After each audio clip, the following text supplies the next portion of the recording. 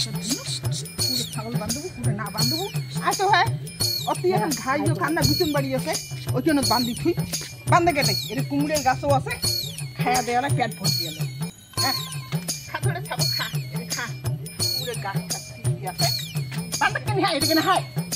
বান্ধং বান্ধং মানসিনে বিচুন বাড়ি কেন না গরু যে বান্ধি না দেখছেন না গাইলে বে এলাই গাইলো হ্যাঁ ছাগল পেট মতো হ্যাঁ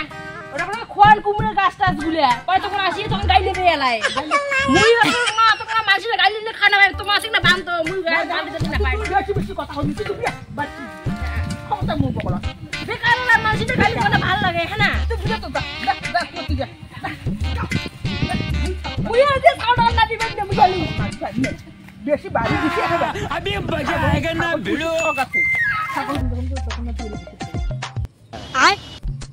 পিসি পিসি এই যে তোমার না বিছন বাড়ি যাচ্ছে না দুই যে খাসি এনে যে বউ